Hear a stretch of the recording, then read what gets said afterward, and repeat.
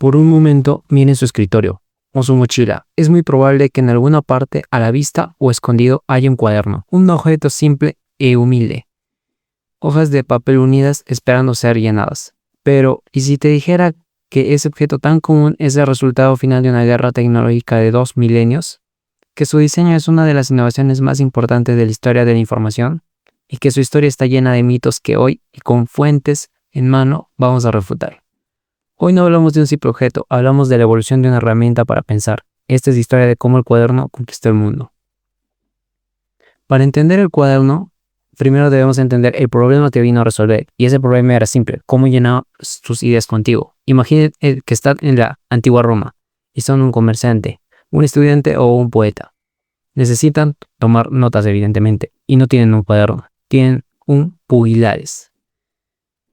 Para hacerles más simple, un pugilares era en esencia el tatarabuelo de la tablet. Eran unas tablillas de madera, a veces de marfil, ahuecadas y rellenas con una capa de cera de abeja oscura. Se escribía sobre ellas con un punzón metálico llamado stylus.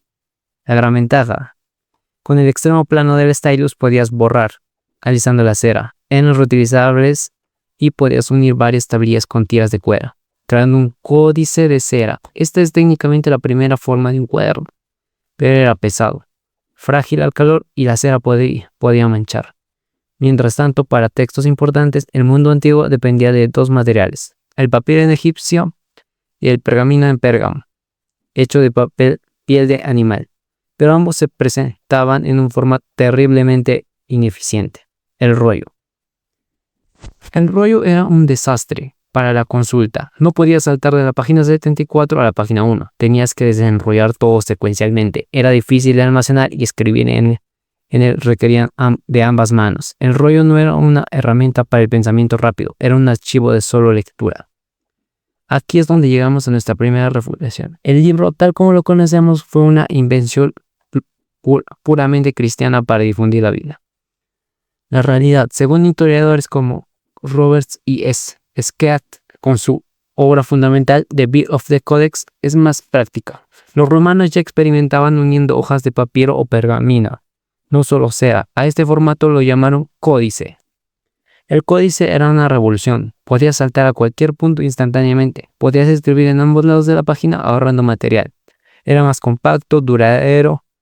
Y los primeros cristianos, una comunidad de ese entonces que necesitaba consultar textos de forma rápida y discreta, fueron fáciles de adoptar. Fueron los que adoptaron esta tecnología, lo que aceleró su popularidad, porque los cristianos son muchos. Pero su origen es secual y práctico. Una mejora radical sobre la tiranía del rollo. Con el formato del códice establecido y la lenta llegada del papel desde China a Europa, detrás del mundo islámico, las piezas estaban en su lugar, pero el cuaderno como herramienta personal para el pensamiento nace en el Renacimiento, con una práctica conocida como el Compact Book. Imaginen a Leonardo da Vinci. Sus famosos cuadernos no eran diarios, eran una colección caótica y brillante de ideas, bocetos y observaciones, citas y cálculos.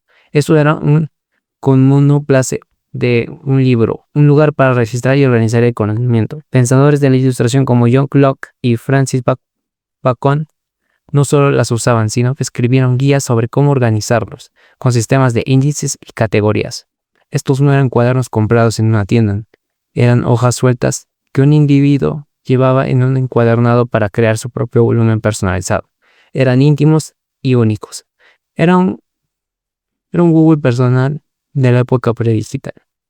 El cuaderno fue inventado por una sola persona, que es en un momento de genialidad. Eso es un mito, porque esto es históricamente incorrecto. No hay un inventor del cuaderno. Lo que hubo fue una conveniencia. Por un lado, la tecnología del códice y el papel barato. Por otra, la práctica intelectual de Compress Book. El cuaderno moderno no es un invento, es la democratización industrial de una práctica que antes exclusivamente era de eruditos y artistas. Llegamos al siglo XIX. La revolución industrial lo cambia todo. La producción de papel se dispara y sus precios caen. Y aquí por fin encontramos historias de innovadores específicos que crearon el cuaderno, pero sí las versiones que hoy reconocemos. El blog legal. En el año 1888, Holyoke Massachusetts, un joven de 24 años llamado Thomas Hawley, que trabajaba en una papelería, tuvo una idea brillante. Estaba harto de ver cómo se desperdiciaban miles de recortes de papel de baja calidad. Su idea era recoger esos cortes, unirlos y pegarlos por la parte superior de un respaldo de cartón. Había nacido el blog de notas. ¿Pero por qué son amarillos? La fuente más citada, aunque debatida, es que Hawley usaba el papel de baja calidad que tenía teñido, o que el tinte amarillo era el más barato para unificar el color de los recortes. Otra teoría también sugiere que el color amarillo es menos fatigante para la vista que el blanco puro. Lo que sí es un hecho es que en 1900 le añadió el característico margen rojo a la izquierda, creando el icónico Legal Pad. El cuaderno de espiral. En 1924, el inglés Birchall J.A. estaba harto de los cuadernos cosidos o pegados. No se podían doblar sobre sí mismos y las páginas no quedaban planas. Su solución fue perforar las hojas y unirlas con una espiral de alambre. Una idea simple pero revolucionaria que planteó, resolviendo para siempre el problema de escritura en superficies inestables, que en ese tiempo era un problema. Otro mito de Moleskine. Y luego está el pequeño cuaderno negro. ¿Cómo? Todos conocemos la marca Moleskine y su leyenda, el cuaderno preferido de Hemingway, Picasso y Van Gogh. El Moleskine es un cuaderno con una herencia histórica ininterrumpida. Esto es una genialidad de marketing. La verdad documentada en múltiples fuentes de periodistas es que la empresa Moleskine fue fundada en 1997. Una pequeña editorial de Milán, Modo y Modo, resucitó el formato de un cuaderno genérico de fabricación francesa que había dejado de producirse en 1986. Ellos no heredaron una marca, crearon una leyenda. Se apropiaron de la historia de los cuadernos que usaban los artistas y la convirtieron en una marca global. No le quitó mérito a la calidad de su producto, pero demuestra cómo la historia de un objeto puede ser en sí misma la poderosa innovación. Con la llegada de las computadoras, los smartphones y las tablets se predijo la muerte del papel, la famosa oficina sin papeles. Pero estamos en 2025 y las ventas de los cuadernos de papel siguen siendo increíblemente fuertes. ¿Por qué?